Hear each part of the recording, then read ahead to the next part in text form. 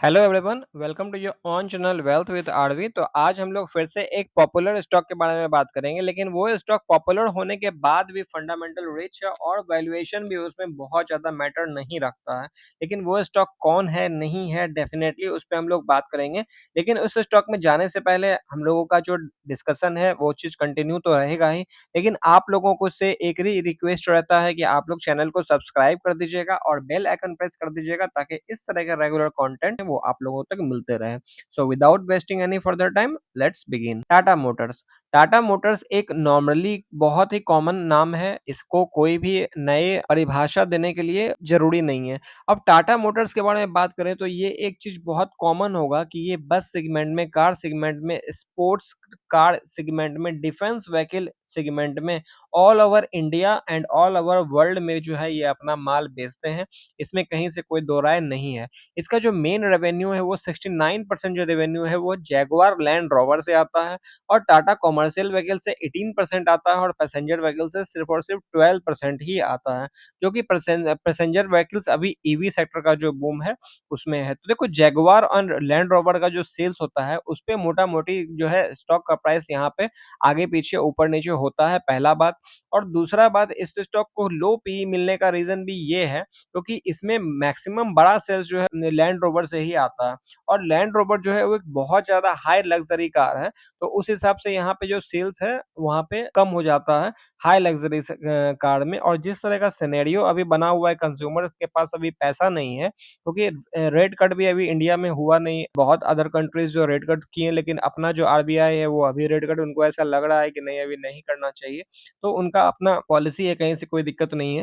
लेकिन rate cut अगर आती है तो टाटा मोटर्स जैसे डिस्क्रिशनरी कंज्यूमर जो स्टॉक है उनको फायदा डेफिनेटली यहाँ पे होगा।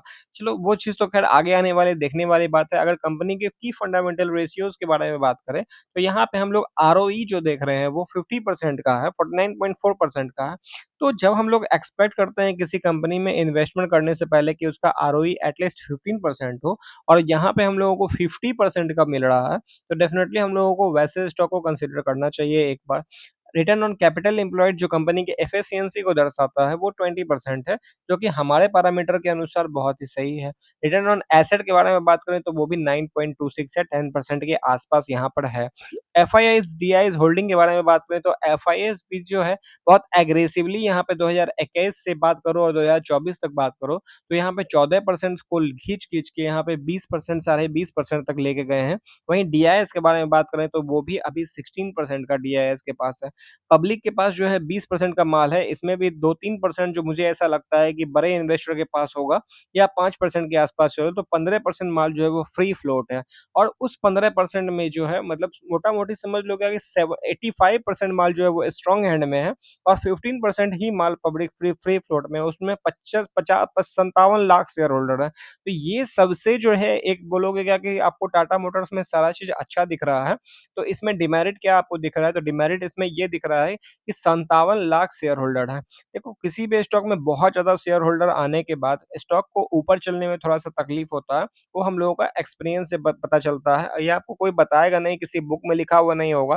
लेकिन ये चीज जब आप एक्सपीरियंस करोगे, जब आप इन्वेस्टमेंट करोगे, जब आप 10 साल 15 साल दोगे स्टॉक मार्केट को, तो आपको समझ में आ जाएगा जिस स्टॉक में वो बहुत ज्यादा पॉपुलर हो जाता है वो स्टॉक को ऊपर चलने में कठिनाई होता है। इस स्टॉक में अच्छा बात तो बहुत सारा है। इस स्टॉक में एक अच्छा बात मुझे ऐसा लगता है कि इसका अर्निंग, कंपनी का जो वैल्यूएशन है वो सिर्फ और सिर्फ 9.53 के पीई पे मिल रहा है। वहीं इंडस्ट्री के पीई के बारे में बात करें तो वो 20 का है। तो इंडस्ट्री से आधा वैल्यूएशन पे मिल रहा है। सबसे पहली बात ये है, सबसे अच्छा एडवांटेज ये है, सबसे पहला एडवांटेज ये है।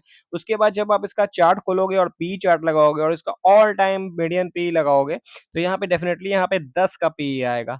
और ये स्टॉक अभी जो है वो 9.53 के पी पे चल रहा है। मतलब ये ऑल टाइम का जो मीडियन पी है उसी पे चल रहा है। ये बहुत ज्यादा ओवर वैल्यूड नहीं है एज ऑन डेट, बहुत ज्यादा अंडर वैल्यूड नहीं है as on date, undervalued भी नहीं है। ऐसा मैं नहीं बोलूंगा कि ये स्टॉक बहुत ज्यादा अंडर वैल्यूड है। ऐसा मैं इसलिए नहीं बोलूंगा क्योंकि ये 5 के पी पे ट्रेड नहीं कर रहा है, ये सिर्फ और सिर्फ 10 के पी पे ट्रेड कर रहा है, जो कि 10 का पी अभी है। 10 का पीई अभी चल रहा है। तो 10 का पीई चल ही रहा है और 10 के पीई पे है, तो ये बहुत ज़्यादा अंडर वैल्यूड नहीं है। हाँ, यहाँ से अगर कोई करेक्शन होता है इस टाटा मोटर्स में 10%, 15%, 20%, 50% जो भी करेक्शन होता है इस स्टॉक में, और स्टॉक में कितना करेक्शन होगा वो तो किसी के हाथ में नहीं है, वो तो मिस्टर मार्केट को पता है कि इस किसी भी स्टॉक में को कितना करेक्ट करना है या कितना ऊपर लेके जाना है। तो उस हिसाब से हम लोग फॉरवर्ड लुकिंग गाइडेंस तो यहाँ पे हम लोग देंगे नहीं। लेकिन हाँ, यहाँ पे जो भी करेक्शन होता है ये इसके इंट्रिंसिक वैल्यू के नीचे जा रहा है। अब स्टॉक का बोलोगे इंट्रिंसिक वैल्यू क्या है, एक्चुअल वैल्यू क्या है, तो मोटा-मोटी मीडियन वैल्यूएशन के हिसाब से अगर बात करो तो यहाँ पे 10 के पीई के आस-पास जो है यहाँ पे दिखा रहा है। तो 10 का पीई और अभी 100 का अर्निंग है, तो 100 इंटू 10 बराबर ₹1000 स्टॉक का प्राइस होता है। इसलिए बोल रहा हूँ क्योंकि यहाँ पे देखो 101 का यहाँ पे दिखा रहा है और पीई यहाँ पे घट के 9.53 हो गया। दोनों को मल्टीप्लाई करोगे तो यहाँ पे आपको आ जाएगा 880 900 का प्राइस यहाँ पे आ जाएगा आपको।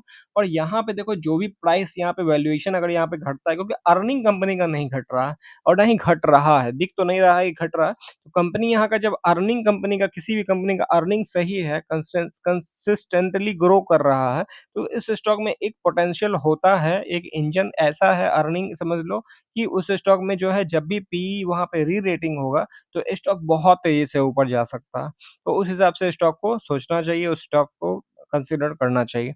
तो यहाँ पे जो है वैल्यूएशन सबसे अच्छा चीज़ यहाँ पे दिख रहा है। एक और चीज़ है कंपनी के ऊपर डेट, तो कंपनी के ऊपर 1.26 डेट टू इक्विटी रेशियो है, कंपनी के पास 1,07,00,000 करोड़ का डेट है। वहीं कंपनी के पास कैश इक्विवेलेंट 45 करोड़ का है, फ्री कैश फ्लो 36 करोड़ का है और इन्वेंटरी भी कंपनी के पास 47 करोड़ का माल है।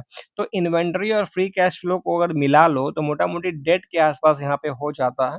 तो जो भी है बिज़नेस मॉडल के हिसाब से तो इन्वेंटरी तो ऐसा नहीं है कि एक ही बार में सारा बिक जाएगा। ऐसा भी नहीं है कि आज की डेट में पूरा माल बेच के एकदम कंपनी को शट डाउन करना है, बिल्कुल ऐसा नहीं है। तो ये स्टॉक और दूसरा एक और चीज़ ख़ास बात ये है कि ये स्टॉक जो है वो फ्यूचरिस्टिक इलेक्ट्रॉनिक व्हीकल से जो है इलेक्ट्रिक व्हीकल से जो है यहाँ पे जुड़ा हुआ स्टॉक है।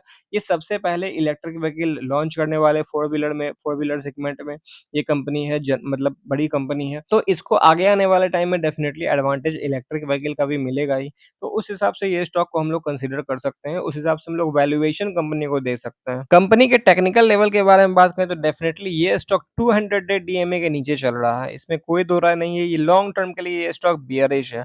अब बोलोगे सर लॉन्ग टर्म के लिए ये स्टॉक बियरिश है तो हम लोग डिस्कस क्यों कर रहे हैं? देखो लॉन्ग टर्म के लिए ये स्टॉक बियरिश है, इसमें कहीं से कोई दो राय नहीं है और ये लॉन्ग टर्म के लिए बुलिश तब होगा जब ये 950 के ऊपर क्लोज़ होगा।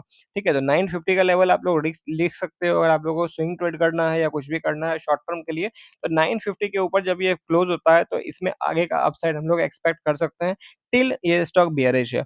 अब ये स्टॉक बियरिश होने के बाद ये किस-किस लेवल पे हम लोग इसको खरीद सकते हैं अगर हम लोग इस स्टॉक में लॉन्ग टर्म के लिए 3 साल, 5 साल के लिए अगर हम लोग व्यू बनाते हैं टाटा मोटर्स में और लॉन्ग टर्म के लिए अगर होल्ड करना चाहते हैं, तो एज़ पर फिबोनाची यहाँ पे 868 का जो लेवल निकल के आ रहा है, वो 0.38 टू 868 का जो लेवल है, यहाँ पे हम लोग देख पा रहे हैं कि उसी के आस-पास यहाँ पे काम-काज होता हुआ नज़र आ रहा है।